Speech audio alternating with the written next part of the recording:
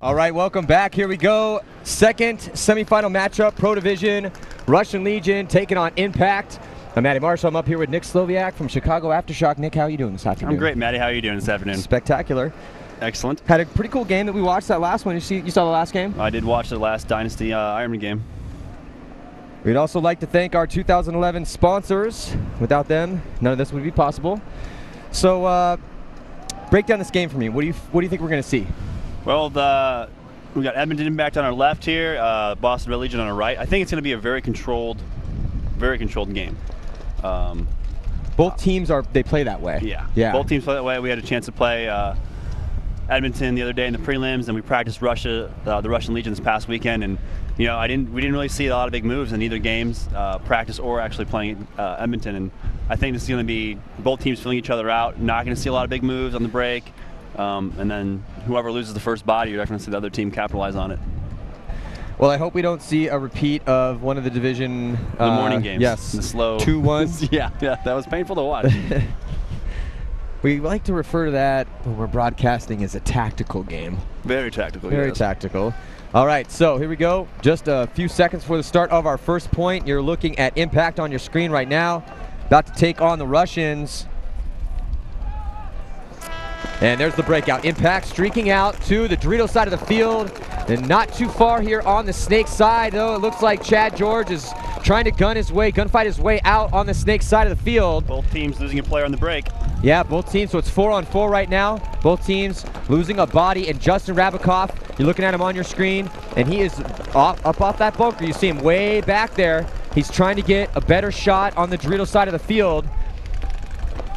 And here come the Russians. They lose another player on the Dorito side. It looks like a player from the center as well.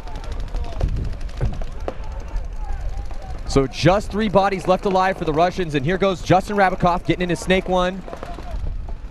Chad George moving on the Snake side for Impact matching Justin.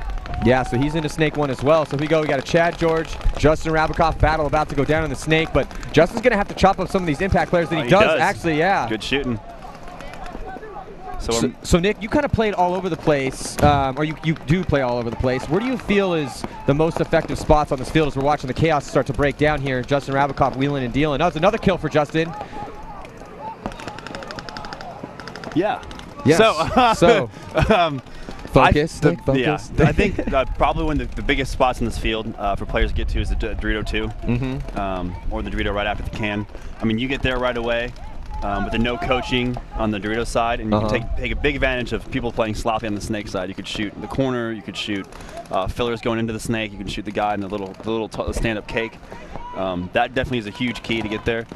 And same thing with the Snake 1. Snake 1, Snake 2, you get there instantly and you shoot cross field. You're going to get those kills from those guys either delaying out or just playing sloppy. Yeah, and it's a very counter-punchy field, I feel. There's a lot of moves that I've seen being made off of other moves. Yes. And like that last game that we saw, the points were very close, but the Ironmen just could not take Dynasty down. They could not win those close points. No, and they were pushing. They attacked the entire game.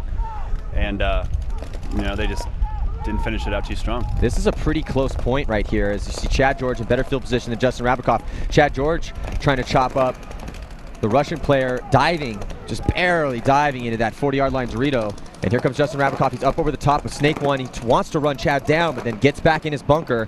You're looking at that on your screen right now. You can see the matchup, Chad George versus Justin Rabikoff. And it looks like it's a 2-on-2. Yeah, it does look like it's 2-on-2, though. It's a little bit better. Justin's over here by himself. So if Justin dies, it's going to be a real bad point for the Russians. If he doesn't take anybody with him. It looks like Josh Davian back center. I think it's no, that's one of the Yakimaks. Yeah. There's only one here. Oh, okay. Zach, I think. Or I don't know. I'm sorry. I apologize. I think that is Zach. Okay, so and Chad George, who I think was a great pickup for Impact. It allows Justin Cornell to play on the Dorito side, even though they don't. Wilmette, they got a lot. Impact's got a lot of great players. Well, I mean, that's why they're playing in the top 4. Yeah, exactly. The depth in that team. Very deep. All of the teams that made it, you could argue that the Ironmen, because they have some younger guys, aren't as deep as the rest of the teams that are playing in the top 4. Or at least they don't have the seasoning. The younger guys that they brought on the team don't have the seasoning. However, you saw the same players almost every point for the Ironmen. Where you're definitely going to see, you saw Dynasty switch up. They had 2 different lines. Yep. You're going to see Impact do the same thing along with Boston. They're going to have 2 different lines going out there. So that's a good way to test the team if they don't have confidence in putting out 2 lines. Yeah. They're not that deep. That's a good point. Very good point, Nick. That's why I got you up here, bud. Yeah, well, it's this insightful, painful mind, paintball mind that you have. It helps in this game. But yeah, I say slow first point if you guys are just tuning in. 2-on-2. You have a Russian player over in the Dorito 2, Justin Rabikoff in Snake 1. For Impact, Chad George in the Snake 2, followed by, we believe it to be, Zach Yakimak in the back center for Impact. Yeah, so, and it is a really slow point, and it looked like Justin may have been breaking some paint. I know that could have an issue with it.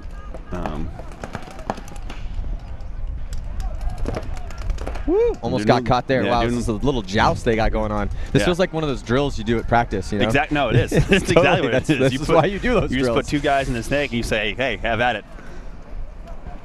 So, Dorito player is, you know, I keep seeing this. Carry extra paint. I just want to, like, put it on a banner and put it, like, you know, like you write a reminder to yourself when you leave before the day, you know, like don't forget the paper, don't forget the report or whatever it is that you're supposed to bring. Yep. I just want to put, like, on everyone's pit, like, bring an extra pot of paint out, you know? Because I keep watching guys every single day run out of paint and pick balls up off the ground. This has been a really long point. It's been a 5-minute point.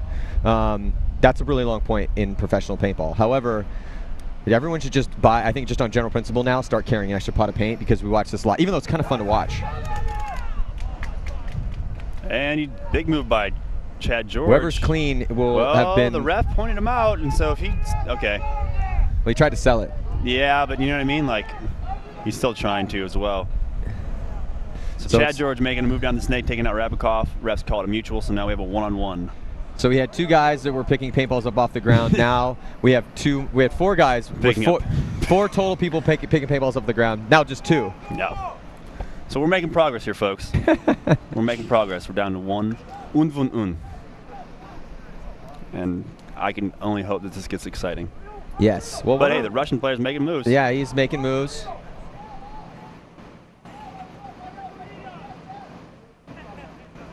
And another move being made. He's at the can.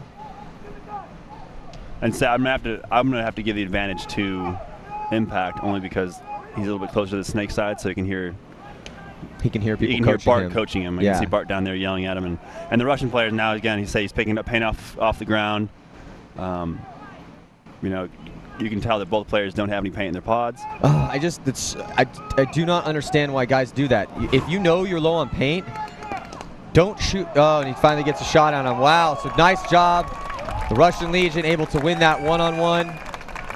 Picking paintballs up off the ground and somehow gets it done. So he's going to hang that flag, and I think that might be the longest point that we've seen played, at least in the professional ranks so far. It definitely was really long. We're looking at almost a 7-minute point. Yeah. Okay, yeah. So Boston, first team to get on the board here. Score is going to be 1-0 if he's clean. Correct. And J-Tro running down the field for Impact. He was also a pickup for the team, pointing out something on the Russian player. I don't know, a lot of discussion going on about his pack.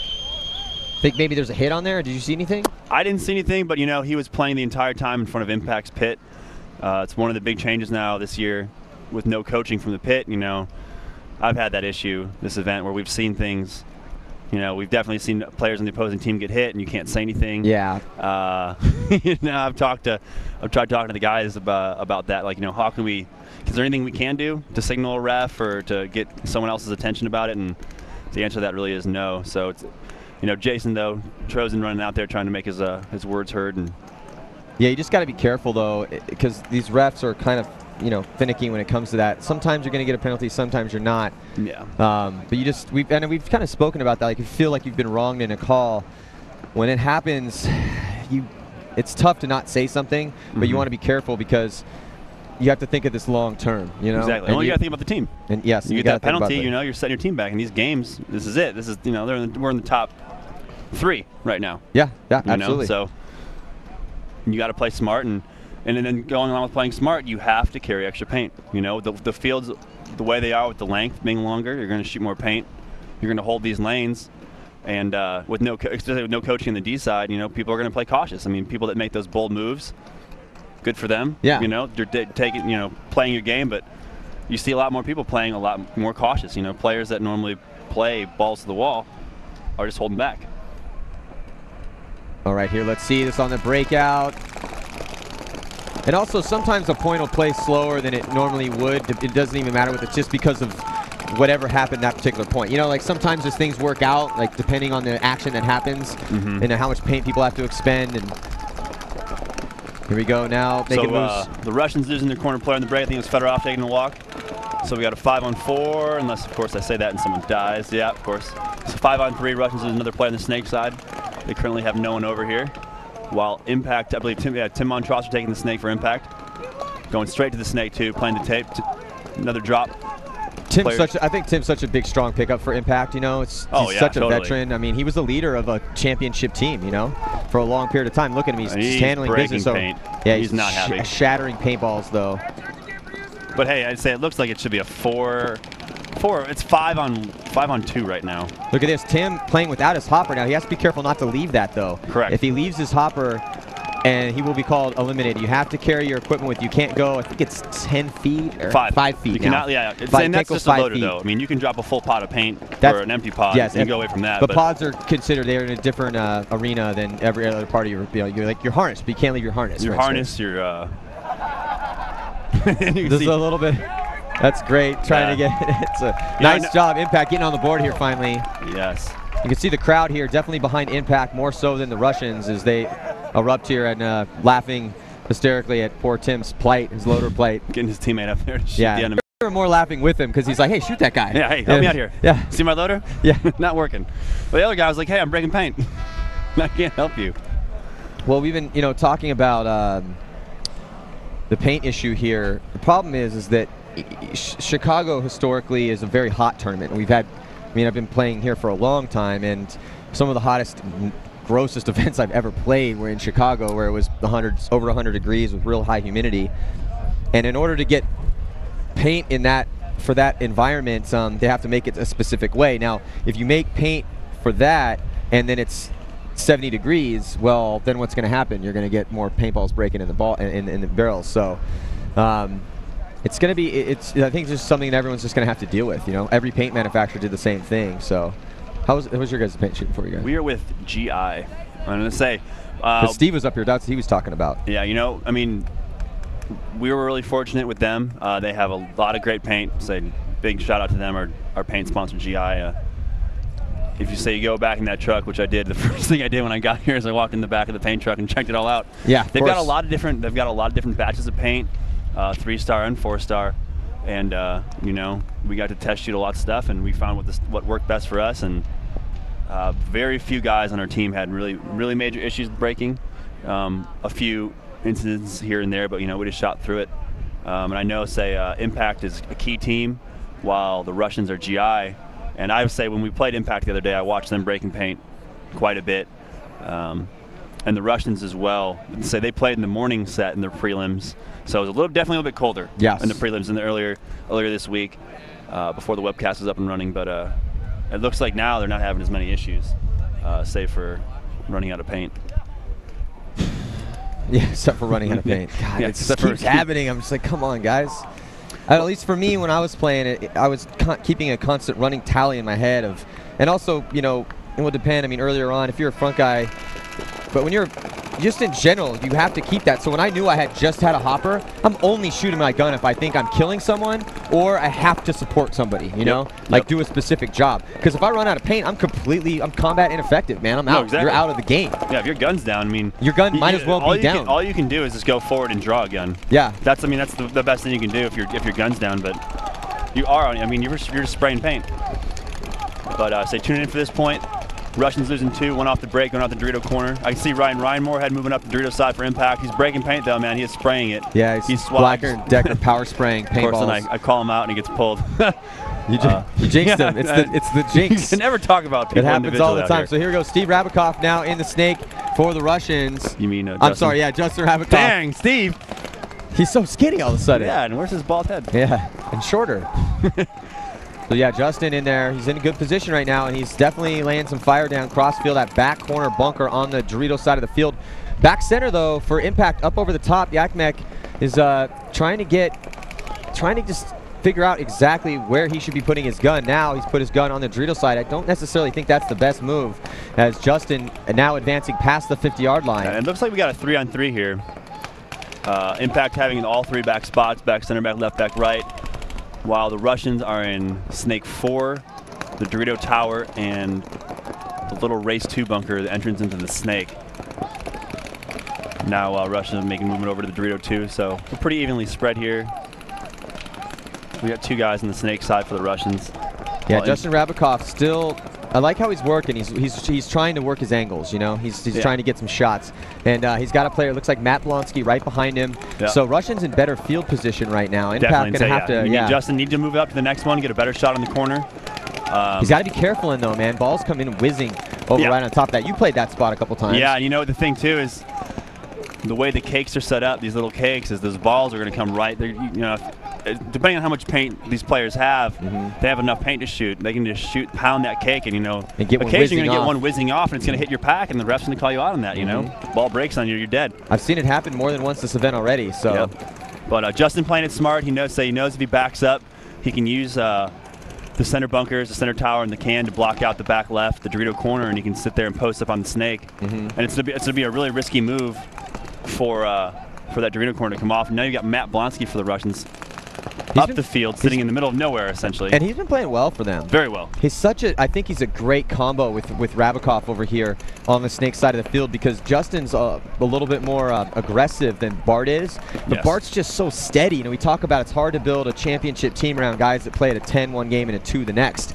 You need that guy that plays at an 8 every single game, and that's Matt Blonsky. He's always playing solid. Very, very underrated. Yes, and actually that was one of the questions we were getting, was who do you think is the most underrated player at the top of the game? And I might say Matt Blonsky is one of those guys. For sure, without a doubt. Yeah. You know?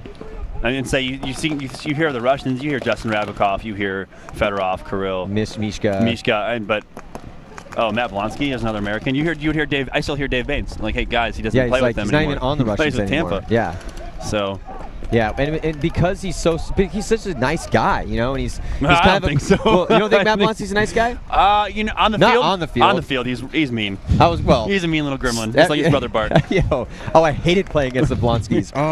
But that's the thing is, like, off the field, there's some. I don't know if you've ever hung out with them before, but great guys. Oh, look at that, we jinxed him. Gosh darn God, it. we're just a jinxing machine today. Yeah. Oh well. Whatever. We just got to do our job. Yeah, Talk about people. I should do this more often. Maybe I shouldn't play, and I should just talk about the other team that my team's playing. Get them all killed. It's like, Nick, are you going to coach on the sidelines? No. Going up with Maddie. Yeah, we're going to Maddie. Don't worry, I'll take care of the other team. I'm just going to talk bad about them, or good about them. Talk good about them. Jinx them. So now it's just up to Rabikoff over here on the Snake side of the field, and it looks like it's 2 on. Yep, the Russians are now on the 50 Dorito. Yeah, it's 2 on 3. 2 on 3, but better field position for the Russians. They have 50 Dorito and hey, Snake. We're talking about long points.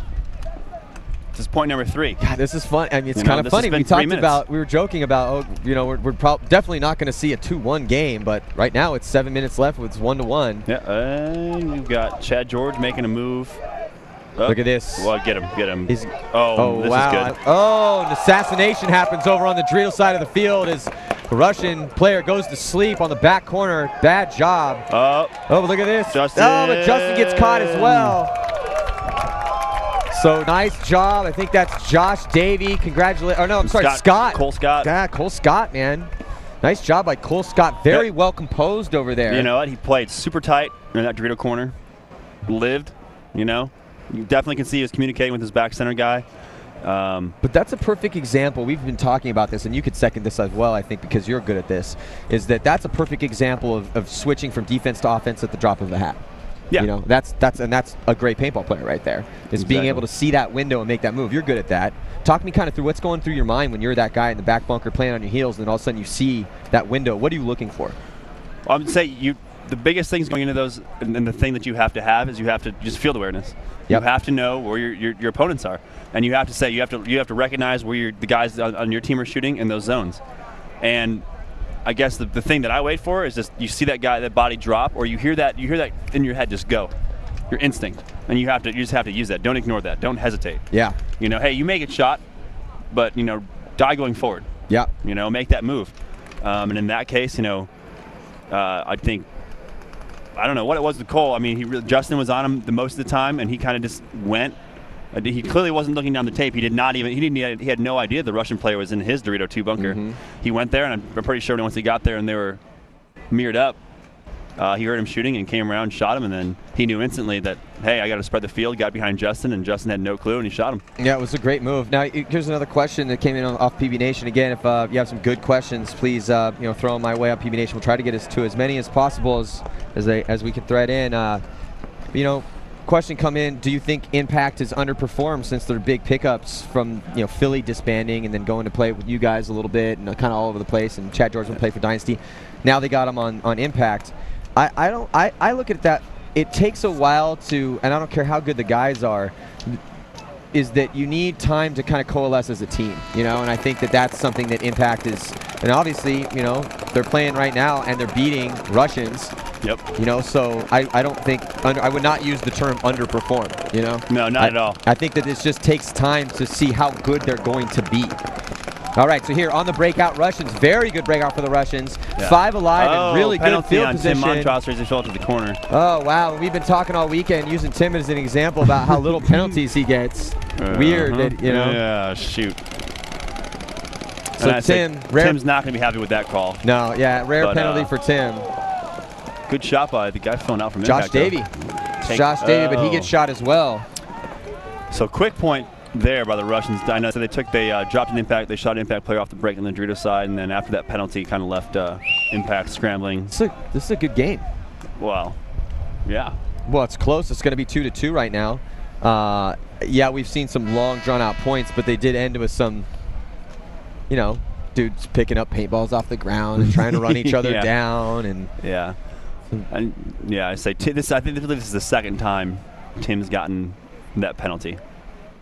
I've seen, we were watching a game earlier. I don't know if it was either when they played X Factor or Dynasty, but he ran out to that corner and got hit in the pack going out, and they pulled a minor on him. Yeah. So he's definitely not happy about that. No, he's definitely not happy, and he's. You can see. I mean, look, he's just standing out there, hand up in the air, kind of gesturing to the sky and to all the referees. And he's giving an earful right now. Giving an earful. And yeah.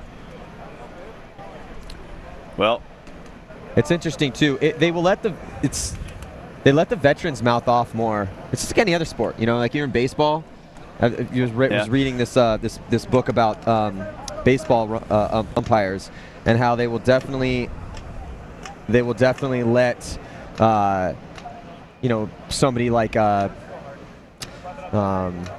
Jeter. Yeah, like I was actually thinking of Derek. Derek Jeter. Well, I was thinking like who's the most seasoned out of them all, but yeah, somebody like a Derek Jeter.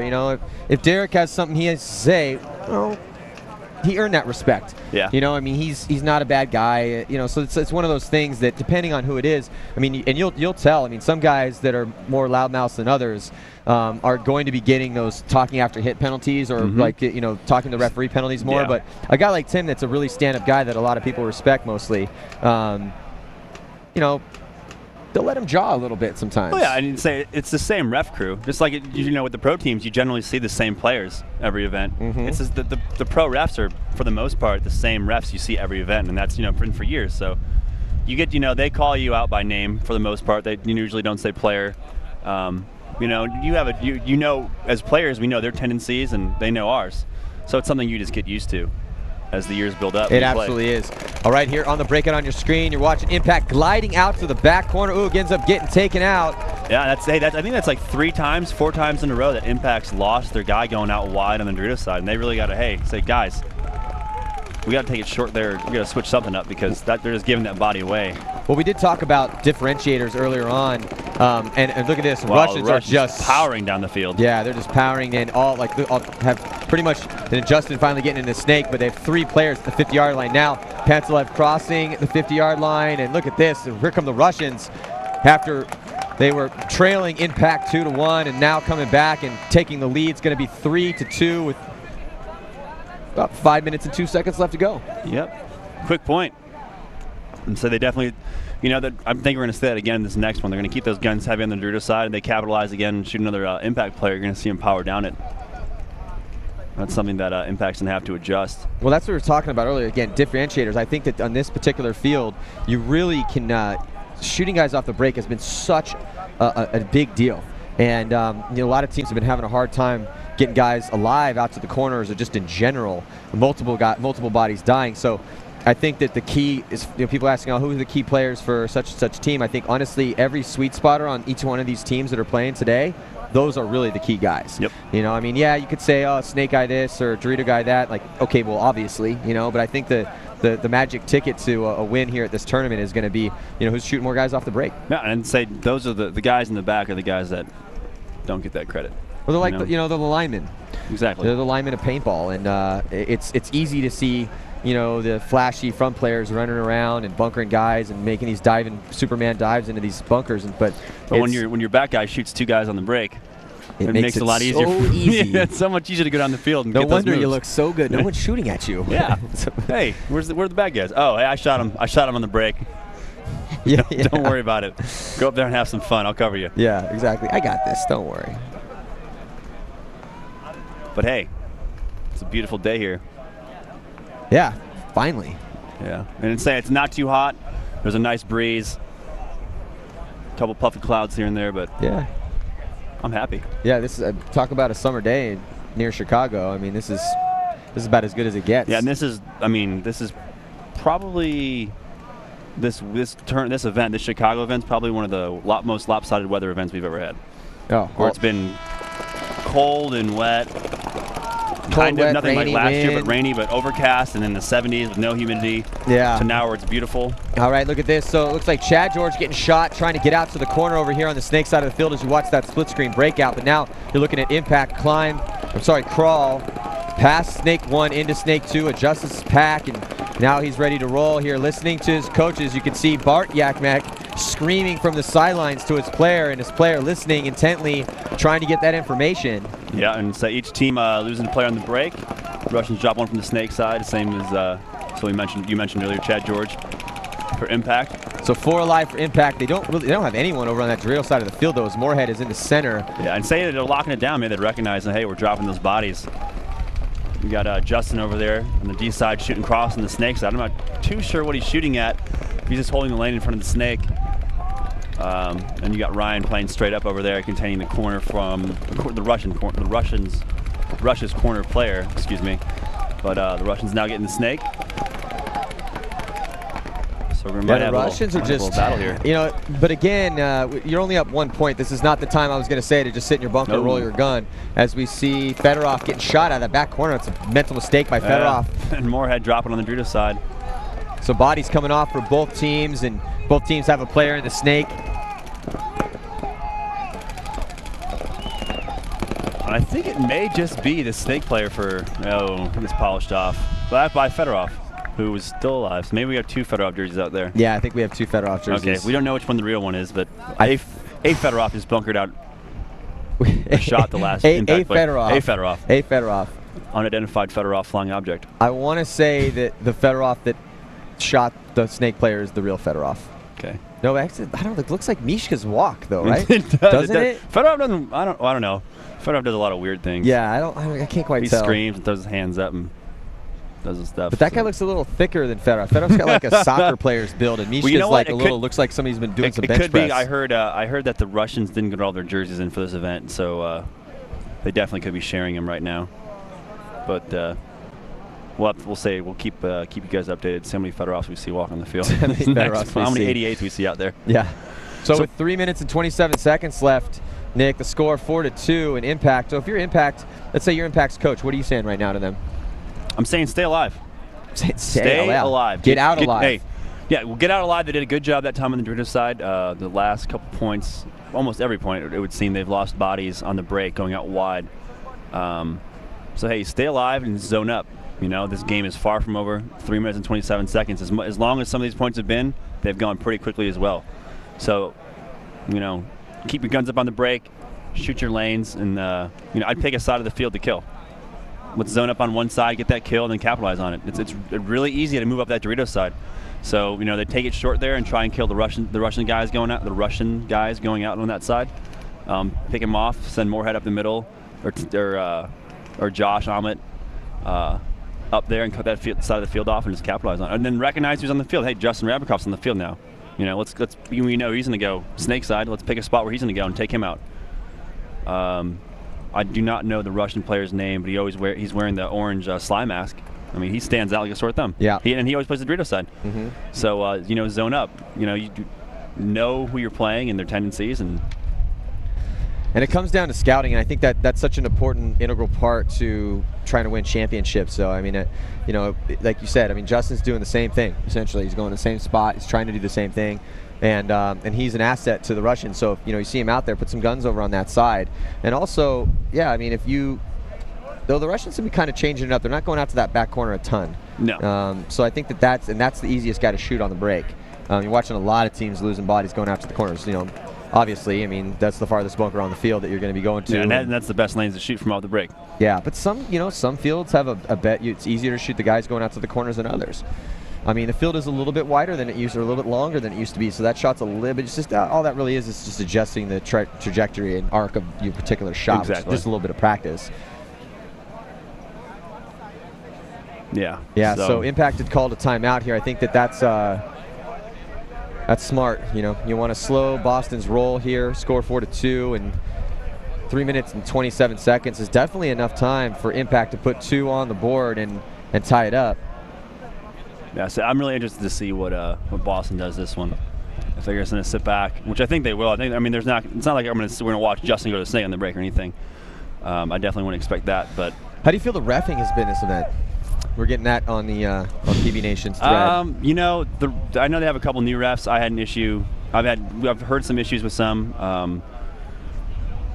And it's in the case where Tim got that penalty. I didn't see the ref signal him out. I just saw the ref pull the flag. You know, I got a penalty. I think our first point against X Factor, where I got shot in the front of the loader in the back center, and the ref just threw the flag at me. No one ever signaled me out. I was like, well, if you just would have pointed at me, it's not like I would have questioned you.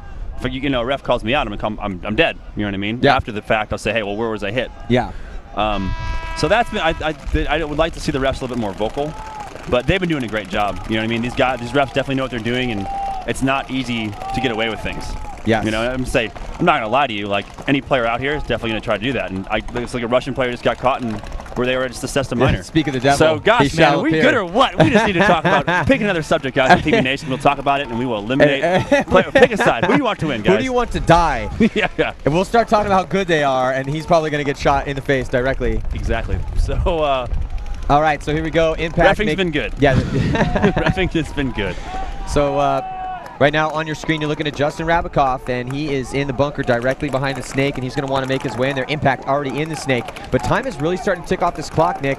2 minutes and 40 seconds left. It's been a minute, so it looks like we got a 4-on-3 in Impact's favor, but there's 30 seconds left in their minor penalty, so if they don't start dropping bodies soon on the Russians, they're definitely having to get in those key spots and man, Impact player dropping from the snake, and the snake too is a really good spot for him to be, to watch the guy coming out of the box. Yeah, John Schultz, man, gets shot out of the snake. That's a really bad death for him, because I was just going to say, with about 2:17 left, they really need to score this point in the next minute to really give, or I would say 40 seconds, in order to give themselves the best chance possible to tie it up. Yeah, they do. And you know what? I mean, there's about 5 seconds, coming up on 5 seconds after this penalty. He's going to be coming out of the box, and Impact's really not in any position to stop this guy. So they're going to be up a body. 4 on. Yep, he comes out of the box. So they're up 4-on-3. And I don't know who we've got. I think it might be Yakimak over here on the snake side, but he's got to make a push. I mean, he's got one gun on him, and he's just sitting there in his bunker shooting at Justin. And yeah, and Justin's not going to go anywhere. No. I mean, look at the Russians right now. They're dug in. They practice this all the time. Yeah. I mean, look at their body language. They're tight to their bunkers. They're all on their knees. Yeah, all on their knees. Loaders tucked in. I mean, they're all you see is tips of barrels and streams of paint at this point. We got to moving out to the Dorito corner, but I mean, he really wasn't contested going out there. And you've got 2 Impact players in the back, really not doing anything. I mean,